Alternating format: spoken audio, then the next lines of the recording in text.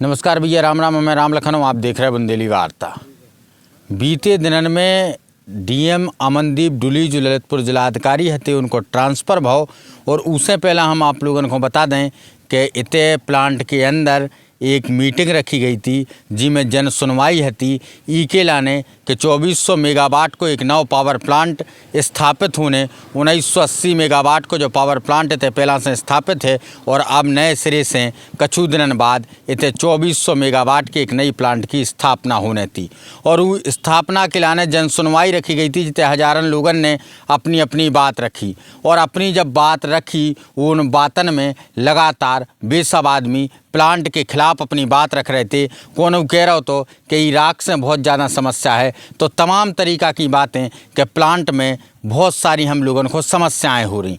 लेकिन इसके तत्काल बाद जब डीएम अमनदीप डुली को ट्रांसफ़र हो तो लोगों के मन में एक सवाल कहूँ न कहूँ पैदा होता है कि डीएम अमनदीप डुली साहब जो लगातार जनता के संगे हते और जनता की हर एक बात को ध्यान दे रहे थे, यही दरमियान उनको ट्रांसफ़र काय करे जात।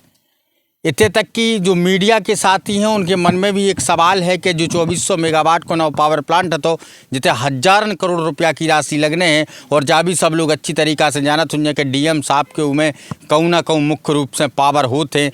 काहे कि एक डीएम की पूरी देखरेख में इतने बड़े पावर प्लांट को जो बजाज कंपनी को है जी को निर्माण हो पाऊ तो।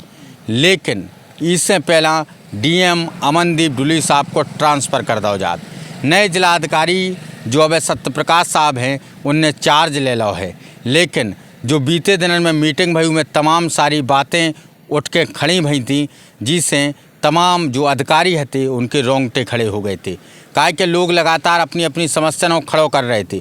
और तमाम सारे ऐसे भी लोग हते जिनने सीएसआर फंड को लेकर भी आवाज़ उठाई कि जो 200 करोड़ रुपया सीएसआर फंड को हतो वो किते गो। और ई पे जो अधिकारी हते वे भी अपनो जवाब देत में असहाय से नजर आए। वे हम सब बातें आप लोगों को धीमे धीमे करके बताएं। लेकिन उससे पहले आप लोगों को बता दें कि जब अधिकारियों के लगा इन सवालों को रखेगा तो अधिकारी भी कहूँ ना कहूँ पल्लो झाड़त नजर आए। और प्लांट से निकलवाई राख से तमाम लोगों की मौत तक हो जात। और जा हम नहीं कह रहे, जब तमाम डॉक्टरन से बात भई तो तमाम डॉक्टर जो नॉर्मली जो बीमारी होती श्वास हो या और सारी समस्याएं हो जिनके कारण मौत हो, ये में कहूँ ना कहूँ सीधो राख को हाथ रथ है। काहे कि राख की वजह से प्लांट के अंदर से जो बाहर जा रहे आदमी और ई के बाद तमाम दमा श्वास और तमाम बीमारियों के चलते जो दम तोड़ रहे, ई में एक बहुत बड़ो हाथ इराक को रथ है।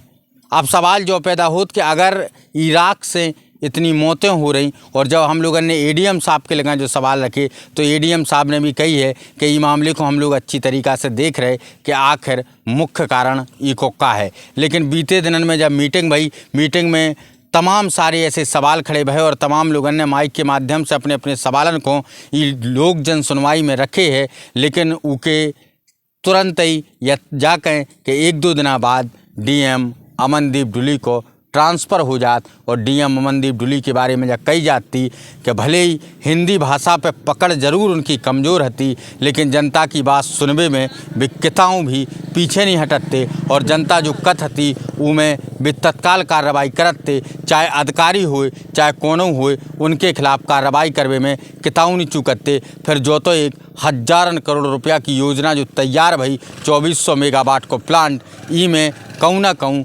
जनता को ज़बरदस्त राहत पहुँचावे को भी प्रयास करते, ऐसो जनता को मानबो है। लेकिन उससे पहला डीएम अमनदीप डुली साहब को जो ट्रांसफ़र भाव जो का कह रहा हो जो आप लोग कमेंट बॉक्स में बता दो। बहुत बहुत धन्यवाद आप सब जनों को।